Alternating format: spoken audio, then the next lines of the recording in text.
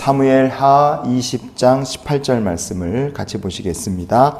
여인이 말하여 이르되 옛 사람들이 흔히 말하기를 아벨에게 가서 물을 것이라 하고 그 일을 끝내었나이다. 아멘. 세바의 반란이라는 건 정말 허무할 정도로 쉽게 끝이 납니다.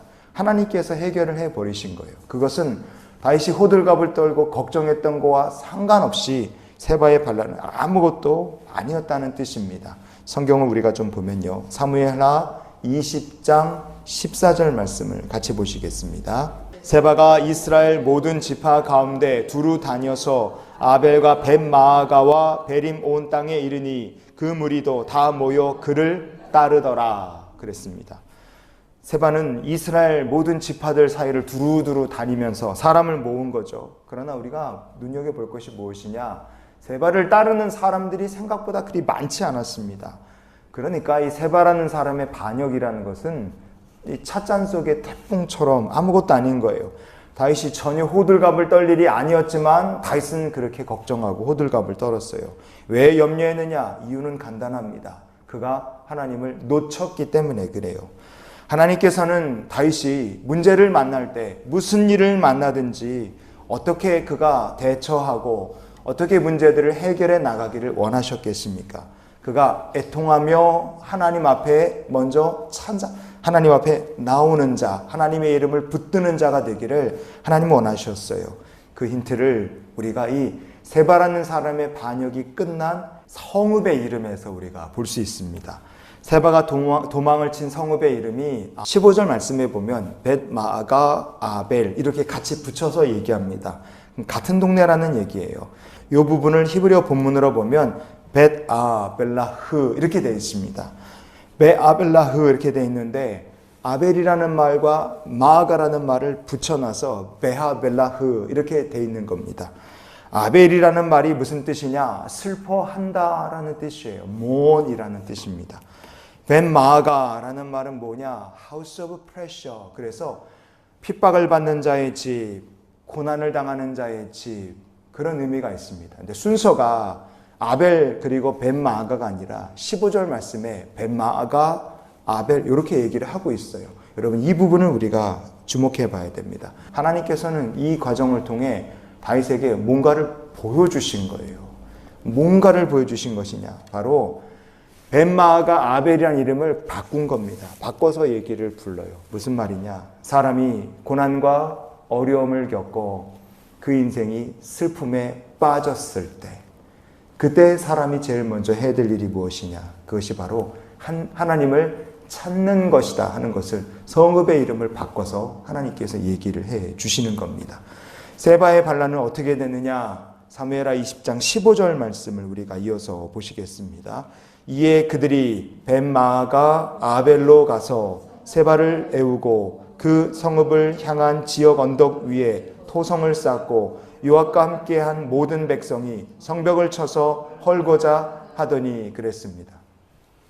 여기에 하나님의 음성을 들어야 될 또 한 사람이 나와요. 요압입니다. 요압은 세바가 숨어있던 아벨의 성읍을 딱 포위를 하고 토성을 쌓고 거기를 쳐들어가서 함락시키려고 했어요. 하나님께서는 그런 다윗과 요압 앞에 이 문제를 하나님 앞에 먼저 엎드려 구한 자의 손을 통해서 해결을 해 주십니다. 아벨에 살던 한 이름 모를 여인을 통해 이 세바의 반역을 그냥 한순간에 하나님께서 끝을 내 버리시는 거예요.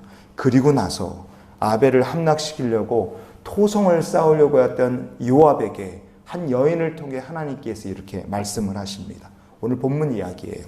사무엘하 20장 18절 말씀을 우리 같이 보시겠습니다. 여인이 말하여 이르되 옛사람이 흔히 말하기를 아벨에게 가서 물을 것이라 하고 그 일을 끝내었나이다 그랬어요. 무슨 뜻일까요? 아벨이라는 말이 애통함, 슬픔이라고 뜻을 우리가 살펴봤잖아요. 세바라는 사람의 난을 반역을 해결하기 위해서 다윗은 사람 모아라 3일 만에 서두르고 군대 모으고 요압이라는 사람은 뭐 사람 죽이고 전쟁하겠다고 해서 토성 쌓고 그러는데 이 과정 속에서 문제를 놓고 애통하며 하나님 앞에 구한 사람이 하나도 없다 이거예요. 근데 하나님께서 이 아벨에 살던 한 이름 모을 여인을 통해서 다윗과 요압에게 얘기를 해주시는 거예요.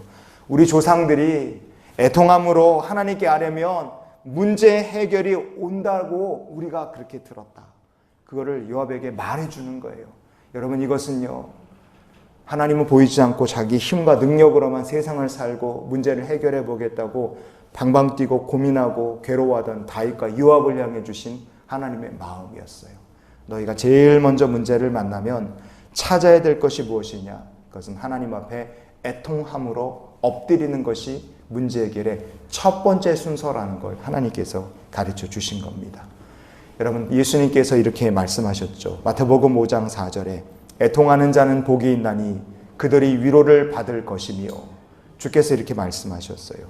애통하는 자, 무엇 때문에 애통합니까? 우리의 삶의 문제를 만나고 어려움을 겪을 때 우리가 애통하며 하나님께 나아가면 하나님께서 지혜를 주시고 응답을 주시고 은혜를 주시는 줄 믿습니다. 그러나 우리가 삶의 문제를 만날 때 하나님 찾지 않고 주께로 나가지 않는다. 그럼 그 사람 어떻게 되겠어요? 그 인생, 그 사람은 진짜로 무기력하고 슬프게 애통해야 되는 인생이 될 수밖에 없습니다. 그래서 우리가 이런 기도로 오늘을 살았으면 좋겠어요. 하나님, 삶의 모든 문제 가운데서 애통하며 주를 먼저 찾는 자가 되게 해 주시옵소서. 하나님께서는 세바의 반란을 쉽게 끝내셨어요. 그리고 그 과정을 통해 다윗에게 애통하며 하나님을 찾으라는 것을 가르쳐 주신 거죠. 그러나 안타깝게도 다윗은 하나님께 애통하며 나라를 위해서 삶의 문제를 놓고 하나님께 엎드리질 못했습니다.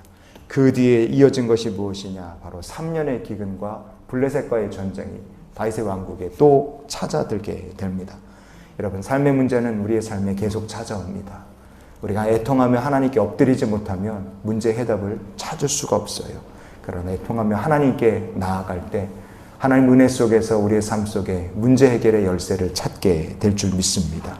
오늘도 어떤 일을 만나든지 무슨 일을 만나든지 애통하며 하나님을 찾고 주의 보좌로 나가시는 귀한 하루가 되시기를 예수님 이름으로 축원을 드립니다.